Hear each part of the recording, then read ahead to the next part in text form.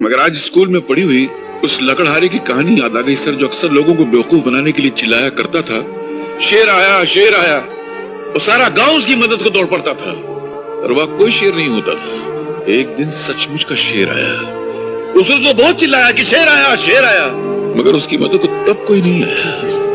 वही हाल मेरा भी है आज सर। कल तक मैं झूठ बोलता था तो सारा जमाना विश्वास करता था, और आज मैं सच बोल रहा हूँ तो एक भी इंसान विश्वास नहीं कर रहा है। हालात शेर बनकर मुझे खा रहा है, मगर जमाना मेरी हालत पे मुस्कुरा रहा है। इस दुनिया में लाखों ऐसे बूढ़े हैं जो या तो अकेले हैं या बेमुरव्वत बेगैरत औलादों के बाप हैं, जो भूख से तड़प तड़प के मर जाते हैं, मगर उनके मुंह में पानी डालने वाला कोई नहीं होता है। अनगिनत अपाहिज हैं जिनकी तीमारदारी करने वाला कोई नहीं है। करोड़ों ऐसे नौजवान हैं जो पढ़ना चाहते हैं, पर गरीबी और मुफलिसी के मजबूत हाथ उनके हाथों से वो किताबें छीन लेती है, वो पढ़ नहीं सकती। ऐसी लटक के खुद कुछ करने का क्या मतलब है?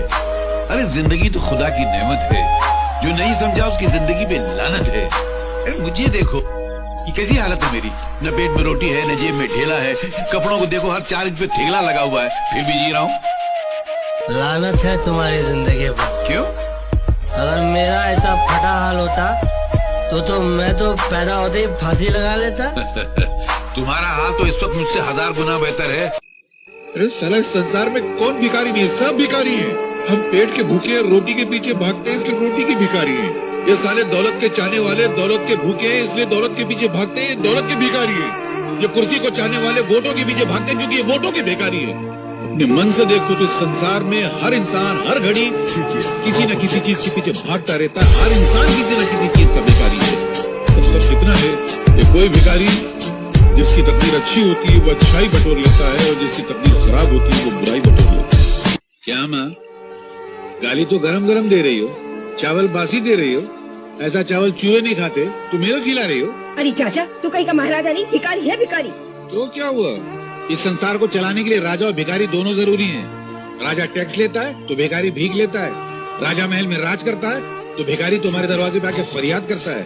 राजा इंसाफ करता है तो भिखारी बाकी खाना साफ करता है।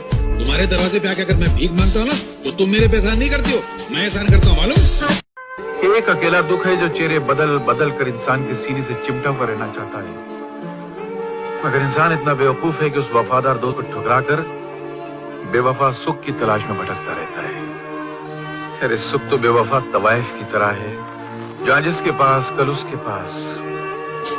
अगर इंसान दुख से दोस्ती कर ले तो फिर जिंदगी में कभी उसको सुख की तमन्ना ही नहीं रहेगी।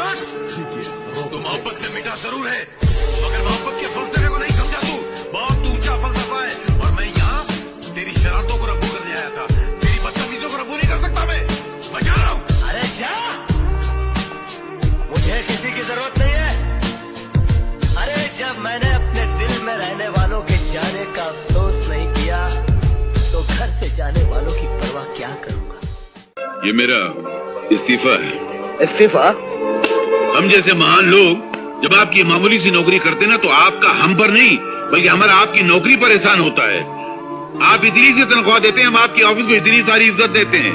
फैसला सुनाएंगे, मेरे कानों को सुनने की आदत नहीं है, मेरी जबान को सुनाने की आदत है, समझे। और एक बात और, आप मुझको नौकरी से अलग नहीं कर रहे हैं, बल्कि मैं आपको मालिक बनने से अलग कर रहा हूं।